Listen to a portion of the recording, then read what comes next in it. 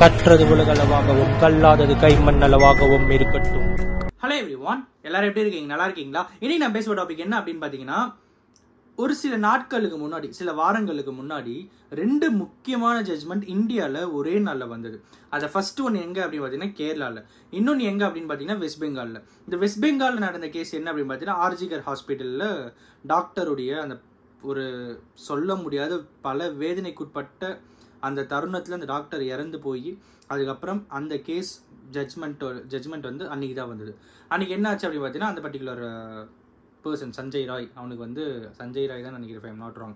So அவனுக்கு என்ன பண்ணாங்க அப்படின்னு பார்த்தீங்கன்னா ஆயுள் தண்டனை கொடுத்தாங்க. ஸோ அது ஒரு பக்கம் நடந்தது. இன்னொரு பக்கம் என்ன அப்படின்னு பார்த்தீங்கன்னா வெஸ்ட் பெங்கால், இப்படி நான் சொல்லிட்டேன், கேரளாவில் கிரீஷ்மா அப்படிங்கிறவங்களுடைய கேஸ். ஸோ அது என்னாச்சு அப்படின்னு பார்த்தீங்கன்னா, அவங்களுடைய லவ்வருக்கே வந்து பாய்சன் கொடுத்து கொலை பண்ணதாகவும், அப்புறம் நிறைய பேர் சில விஷயங்கள் ஆன்லைனில் நிறைய பேர் பேசிகிட்டு இருக்காங்க. லைக் எப்படி இருக்கும் பார்த்தீங்கன்னா, ஒரு பக்கம் வந்து அவங்க தான் கொன்னாங்க அப்படின்னும், இன்னொரு பக்கம் வந்து என்ன ப்ரூஃப் இருக்குது அப்படின்ற மாதிரி ஏகப்பட்ட விஷயங்கள் ஒரு பக்கம் வந்து போயிட்டுருக்கு.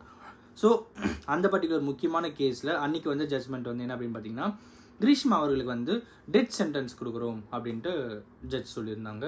அண்ட் அவங்க மென்ஷன் பண்ணி இன்னொன்று என்ன பண்ணால் ரேரஸ்ட் ஆஃப் ரேர் கேஸ் அப்படின்ற மாதிரியும் அந்த கேஸ் வந்து மென்ஷன் பண்ணியிருந்தாங்க. இப்படிப்பட்ட சென்சேஷனல் கேஸுடைய ஹியரிங் அடுத்து அவங்க என்ன பண்ணாங்க, அப்பீல் போகிறாங்க, ஹைகோர்ட்டில் அப்பீல் போகிறாங்க. அங்கே அவங்க எடுத்து வச்ச ஏகப்பட்ட விஷயங்கள் என்ன அப்படின்னு பார்த்தீங்கன்னா, இந்த ஜட்ஜ்மெண்ட் வந்து தப்பாக இருக்குது, எங்களுக்கு வேறு ஜட்ஜ்மெண்ட் வேணும், எங்களுக்கு வந்து இந்த டெத் சென்டென்ஸ் வேண்டாம் அப்படிங்கிற மாதிரி ஒரு அப்பீல் போயிருக்காங்க. அதை கோர்ட்டும் அக்செப்ட் பண்ணிக்கிட்டு நம்ம ஏன் இப்போ திருப்பி நம்ம இந்த டீட்டெயில்ஸாக எடுத்துகிட்டு வாங்க அப்படின்ற மாதிரி சொல்லியிருக்காங்க. ஒரு மிகப்பெரிய ட்விஸ்ட் அப்படின்னு சொல்லலாம். ஏன்னா youngest person in the Indian history, I think so. So to get this kind of தூக்கு தண்டனை, கரெக்டுங்களா, டெத் சென்டென்ஸ். ஐ திங்க் டெல்லியில் ஒரு 10 வருஷத்துக்கு முன்னாடி ஒரு டாக்டர் பஸ்ஸில் ரேப் பண்ண கேஸில் 4 பேரை தூக்கில் போட்டாங்க, கரெக்டுங்களா. ஸோ அவங்கள மேபி யாராவது யங்கஸ்டாக இருக்காங்களா என்னன்னு தெரியல. பட் ஒரு விமனாக 23rd ஏஜில் டெத் சென்டென்ஸ் வாங்கணும் இவங்க தானோ அப்படிங்கிற ஒரு கொஷின் இருக்குது. பட் இல்லை, யாராவது இருந்தாங்கன்னா கமெண்ட்ல இங்கே வந்து மென்ஷன் பண்ணுங்கள். அவங்க என்ன சொல்கிறாங்க ஹைகோர்ட்டில் அப்படிங்கிறது தான் இந்த வீடியோவில் நான் உங்ககிட்ட வந்து பேச போகிறேன். என்ன சொல்கிறாங்க அப்படின்னு பார்த்தீங்கன்னா, ஹைகோர்ட்டில் அப்பீல் போகிறாங்க.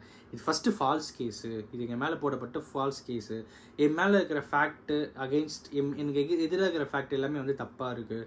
அதே மாதிரி ஒரு எவிடன்ஸுமே இல்லை, எல்லாமே அகெயின்ஸ்ட் லாவாக இருக்குது, எவிடன்ஸே இல்லை, எனக்கு எதிராக எவிடன்ஸ் இல்லை, நான் தான் பார்த்து நான் தான் விஷம் கொடுத்தேன் அப்படிங்கிறதுக்கு ஒரு ஐ விட்னஸ் கூட இல்லை அப்படிங்கிற மாதிரி ஹைகோர்ட்டில் அவங்க வந்து பேசியிருக்காங்க. அவங்க தரப்பு வந்து எடுத்து வச்சுருக்காங்க. முக்கியமான விஷயம், ஐ விட்னஸ் யாராவது இருக்காங்களா, நான் தான் விஷம் கொடுத்தன்றதுக்கு ஐ விட்னஸ் யாராவது இருக்காங்களா அப்படிங்கிற மாதிரி அவங்க கேட்குறாங்க. 3வது விஷயம் என்ன அப்படின்னு பார்த்தா, இது வந்து ரொம்ப சென்சேஷனல் கேஸ் ஆகிடுச்சு. மீடியா வந்து ரொம்பவே போர்ட்ரேட் பண்ணிச்சு. என்ன வந்து கெட்ட பொண்ணாவே இந்த மீடியா போர்ட்ரேட் பண்ணி அது வந்து ஜட்ஜ்மெண்ட்டையுமே இம்பாக்ட் பண்ணுற அளவுக்கு போர்ட்ரேட் ஆகிருக்குன்ற மாதிரி அவங்க வந்து சொல்லியிருக்காங்க. அண்ட் 4வது விஷயம் என்ன அப்படின்னு பார்த்தீங்கன்னா, இதில் வந்து ஒரு ஃபேர் ட்ரையலே நடக்கலை. எங்கள் தரப்பு வாதம் அவங்க தரப்பு வாதம் எப்பவுமே எதிர் தரப்பு அப்புறம் அப்பீல் பண்ணவங்கன்னு சொல்லி தரப்பு வாதங்கள்லாம் இருக்கும்ல, அந்த ட்ரையல் வந்து ஃபேராகவே இல்லை அப்படிங்கிற மாதிரி அவங்க வந்து சொல்கிறாங்க. இன்னொரு விஷயம் என்ன அப்படின்னு பார்த்தீங்கன்னா, நான் தான் பாய்சன் கொடுத்தேன் அப்படிங்கிறதுக்கு ஒரு எவிடன்ஸுமே இல்லை அப்படிங்கிற மாதிரியும், இன்னொன்று விச் மீன்ஸ் அந்த பர்டிகுலர் பர்சன் இறந்தாரு பார்த்தீங்களா, அவருக்கு வந்து ஆர்கன் ஃபெயிலியராக தான் இறந்துருக்காரு. ஆனால் ஆர்கன் ஃபெயிலியர் எல்லாமே வந்து நான் கொடுத்த பாய்சனால தான் வந்ததுங்கிறதுக்கு எந்த ஒரு சயின்டிஃபிக் ப்ரூஃப்மே இல்லை அப்படிங்கிற மாதிரி ஹைகோர்ட்டில் வந்து எடுத்துக்கிறாங்க. இன்னொன்று என்ன சொல்லலாம், இது வந்து ரேரஸ்ட் ஆஃப் ரேர் கேஸ்ன்னு மென்ஷன் பண்ணுறாங்க. இது என்ன அப்படி ரேரஸ்ட் ஆஃப் ரேர் கேஸு? இந்த மாதிரி ஏகப்பட்ட கேஸ் இருக்குது. ஒரு ஹஸ்பண்ட் அண்ட் ஒய்ஃப் கப்பல்ஸுக்கு சண்டை வந்தால் ஒருத்தர் கொலை பண்ணுறதுங்கிறது நிறைய டைம் நடந்திருக்கு தானே. இது வந்து நான் ஜென்ரலைஸ் பண்ணணும் அப்படின்ட்டு சொல்லலை. பட் இருந்தாலும் இது காமனாக எல்லா இடத்துலையுமே ஒரு மிஸ்டேக்காக நடந்துன்னு தான் இருக்குது. இதில் வந்து ரேரஸ்ட் ஆஃப் ரேர்ன்ற மாதிரிலாம் எதுவுமே இல்லை அப்படிங்கிறவங்க அவங்க ஒரு பக்கம் சொல்கிறாங்க.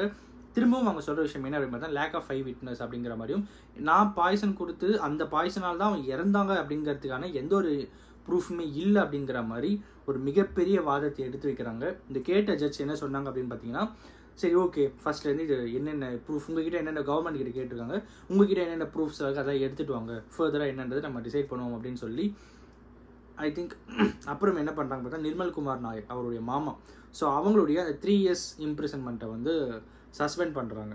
சஸ்பெண்ட் பண்ணிவிட்டு நெக்ஸ்ட் ஹியரிங் ஐ திங்க் இன்னும் ஒரு 10 days to 15 days next hearing வரப்போகுது அப்படின்னு எனக்கு வந்து அந்த ஆர்டிக்கல் படித்தேன். பட் யோசிச்சு பாருங்கள், அவங்க அந்த பர்டிகுலர் இன்னொரு விஷயம் என்ன சொல்கிறாங்கன்னா, இது நடந்தது மொத்தமே தமிழ்நாட்டில், நான் பாய்சன் கொடுத்ததா இருந்தாலும் அதுவும் தமிழ்நாட்டில் தான் நடந்தது, நாங்கள் பண்ணது எல்லாமே தமிழ்நாடு, அப்படி கேரளா கோர்ட் எனக்கு வந்து ஜட்ஜ்மெண்ட் கொடுக்கும் அப்படிங்கிற மாதிரி ஏகப்பட்ட விஷயங்கள் வந்து எடுத்துக்கிறாங்க. பட் இதுக்கு எல்லாமே வந்து ஆஸ் பர் லா அதான் அலௌட் இருக்குன்னு தான் நானும் வந்து பர்சனலாக ஃபீல் பண்ணுறேன். பிகாஸ் ஏன் அப்படின்னு பார்த்தீங்கன்னா, நம்மளுடைய சிஎம் நிறைய பேருக்கு தெரிஞ்சிருக்கும், கரெக்டுங்களா? ஸோ ஜெயலலிதா அவர்கள், அம்மையார் அவர்கள், ஸோ அவங்களுடைய கேஸில் வந்து என்னாச்சு அப்படின்னு பார்த்தீங்கன்னா, பெங்களூரில் பரப்பன அக்ரஹாரா அங்கே அந்த பர்டிகுலர் கோர்ட்டில் தான் வந்து ஜட்ஜ்மெண்ட்டே கொடுத்தாங்க.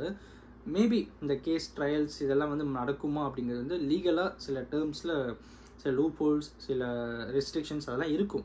பட் இருந்தாலும் அது அந்த அளவுக்கு எல்லா விஷயங்களும் அடுக்கி இதனால தான் எங்களுக்கு இதெல்லாம் டெத் சென்டென்ஸ் எனக்கு வேணாம் அப்படின்ற மாதிரி அவங்க சொல்லியிருக்காங்க. அண்ட் ஃபர்தராக இந்த ஒரு கேஸ் வந்து திரும்பவும் ஹியரிங்கில் வந்திருக்கு அப்படிங்கிறதும், சோஃபார் அவங்களுடைய டெத் சென்டென்ஸ் அப்படிங்கிறது டெம்பரவரியாக சஸ்பெண்டட் இன் த சென்ஸ் மொத்தமாக இல்லை, ஓகேங்களா? அவங்க நிரபராதி அப்படின்ட்டு வெளியெல்லாம் அனுப்பல, still she is in jail. But இருந்தாலும் அந்த ஜட்ஜ்மெண்ட் வேணாம், வேறு ஏதாவது இருக்கா, இல்லை அது கரெக்டாக இல்லையா அப்படிங்கிறத ஹைகோர்ட் டிசைட் பண்ணுற லெவலுக்கு இப்போ வந்து வந்திருக்காங்க. அண்ட் ஃபர்தராக இன்வெஸ்டிகேஷன்ஸ் வில் கோ ஆன்.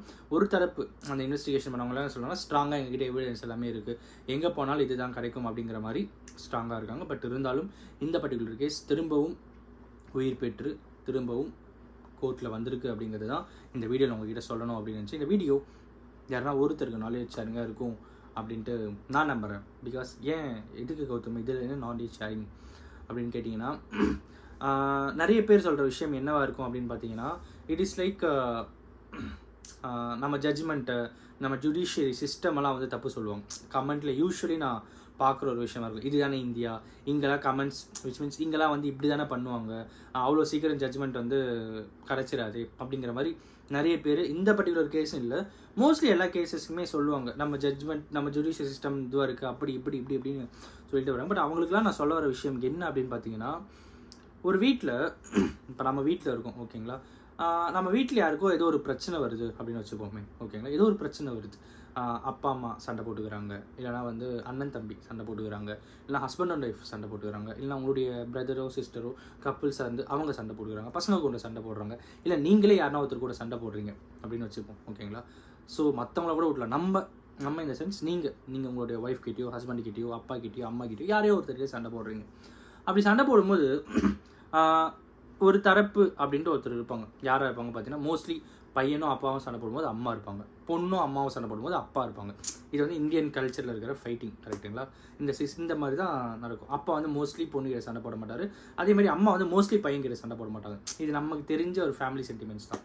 இப்படி இருக்கும்போது அப்பா பையன் சண்டை போடும்போது அம்மா என்ன பண்ணுவாங்க அப்படின்னு பார்த்தீங்கன்னா, யார் பக்கம் நியாயம் இருக்குது அப்படிங்கிறது ஒரு பக்கம் கேதர் பண்ணாலும் ரெண்டு பேருக்குமே அந்த பிரச்சனை சுமூகமாக முடிகிற மாதிரி தான் வந்து பேசுவாங்க. அண்ட் எல்லாத்துக்கும் மேலே அந்த ஃபேமிலி கரெக்டாக இருக்கணும், அந்த ஃபேமிலி அந்த கட்டுக்கோப்போடு இருக்கணும் அப்படின்ட்டு தான் நினைப்பாங்க. அதே மாதிரி தான் நம்மளுடைய இந்தியன் ஜுடிஷியல் சிஸ்டமும், ஓகேங்களா?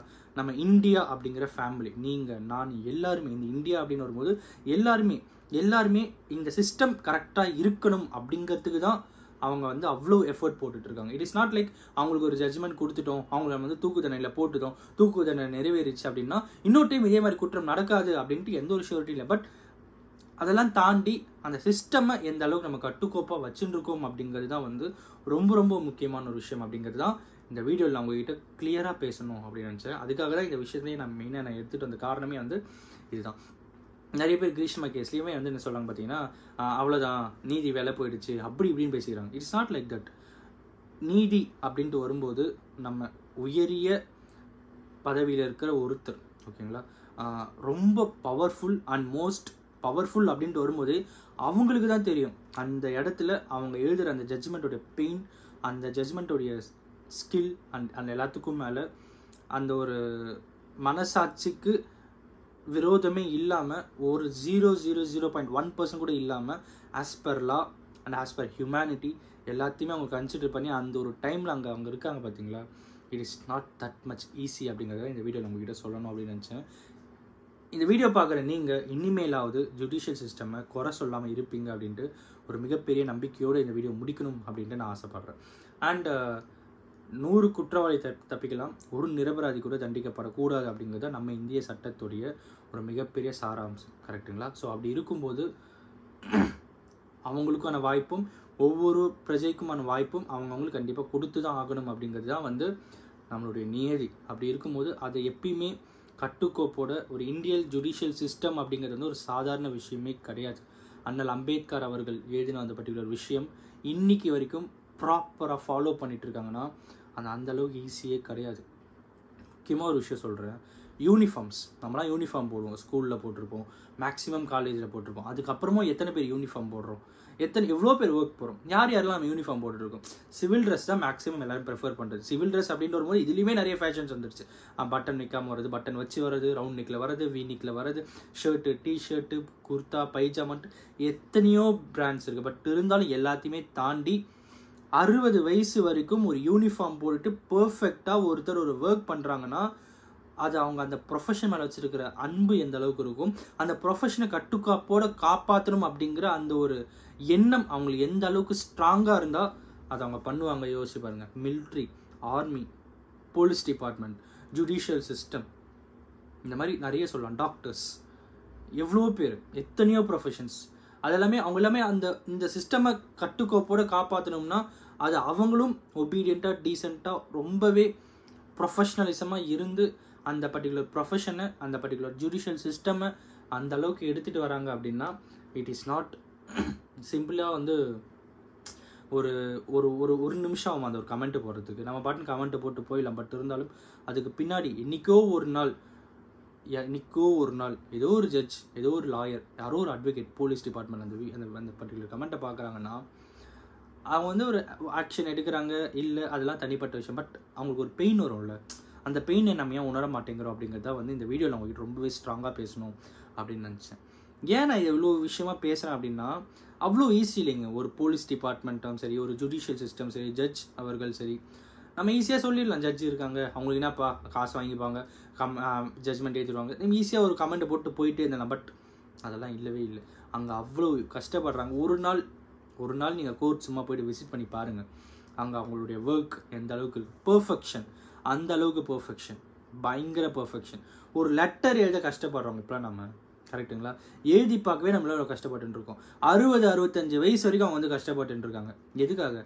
நம்ம இந்தியா நல்லா இருக்கணும் அப்படிங்கிறதுக்காக, நம்ம ஃபியூச்சர் நல்லா இருக்கணும் அப்படிங்கிறதுக்காக தான். இன்னைக்கு நம்ம ரோட்ல நல்லா போயிட்டு இருக்கோம், நிம்மதியாக இருக்கும், அதுக்காக தான் அவங்க கஷ்டப்படுறாங்க. அதுக்காக வச்சு அந்த ப்ரொஃபஷன்ஸை நம்ம மதிக்கணும் அப்படிங்கிறது தான் இந்த வீடியோவில் உங்ககிட்ட ரொம்பவே கிளியராக பேசணும். Apart from politics, apart from politicians and every thing, ஓகேங்களா. ஸோ அவங்களுமே ஒரு பக்கம் வந்து நல்ல தரப்பு தான். இந்த பார்ட்டி அப்படின்லாம் இல்லாமல் நம்ம அது இன்னொரு நாள் அவங்ககிட்ட பேசுகிறேன். பட் இருந்தாலும் ஒரு சிஸ்டம் அப்படின்னு வரும்போது ஒரு ஜுடிஷியல் சிஸ்டம், ஆக்டு, அப்புறம் வந்து சட்டங்கள், செக்ஷன்ஸ், இதெல்லாம் இன்றைக்கும் நம்ம பேசுகிறோம், இன்றைக்கும் அதுக்கு மரியாதை இருக்குது அப்படின்னா அதுக்கு காரணம் அதை காப்பாற்றுற அந்த பர்டிகுலர் இம்பார்ட்டண்ட்டான professions, police department, army department, judicial சிஸ்டம்ட்டு, இதெல்லாம் தான். இதெல்லாம் இல்லைனா இன்றைக்கி நம்ம இங்கே இல்லை. இந்த வீடியோ நான் உங்ககிட்ட சுதந்திரமாக போட்டுட்டு இருக்கவே முடியாது. இந்த வீடியோ உங்களால் சுதந்திரமாக பார்க்க கூட முடியாது. ஸோ புரிஞ்சுக்கோங்க தயவு செஞ்சு. And hope so coming back to the case, நம்ம இந்த வீடியோ போடுறது, கமெண்ட் போடுறது, இதெல்லாம் வந்து சின்ன சின்ன விஷயங்கள் தான். பட் இருந்தாலும் ஜட்ஜ் அவங்களுக்கு தெரியும் எப்படி, எப்போ, எந்த ஜட்ஜ்மெண்ட்டை தரணும் அப்படிங்கிறது அவங்களுக்கு நல்லாவே தெரியும். Always we have to trust our India, we have to trust our judicial system அப்படிங்கிற ஒரு விஷயத்த சொல்லணும். And most importantly we have to trust our police department, CBI, and we have to trust our military, and we have to love our India அப்படிங்கிற ஒரு விஷயத்தை இங்கே உங்கள்கிட்ட பேசணும் அப்படின்னு நினச்சேன். அண்ட் சாரி, கொஞ்சம் எமோஷ்னலாகவும் கொஞ்சம் சீரியஸாகவும் நான் கொஞ்சம் பேசியிருப்பேன். பட் இருந்தாலும் it has to be done. அதனால தான் நான் இதை பேசுகிறேன். இந்த வீடியோ யாருன்னா ஒருத்தருக்கு நாலேஜ் ஷேரிங்காக இருக்கும். அவங்க இந்த மாதிரி சில தப்புகள், சில கமெண்ட்ஸ் போட்டிருந்தாங்கன்னா இந்த வீடியோவை பார்த்துட்டு அதெல்லாம் போய் டெலீட் பண்ணிவிட்டு பீஸ்ஃபுல்லாக இருப்பாங்க அப்படிங்கிற ஒரு நம்பிக்கை வரணும். அட்லீஸ்ட் ஒருத்தர் அதை பண்ணால் கூட இந்த வீடியோ போடுறதுக்கான ஒரு சக்ஸஸ் எனக்கு கிடச்சிருச்சு அப்படின்னு நினச்சிக்கிறேன். Thank you so much.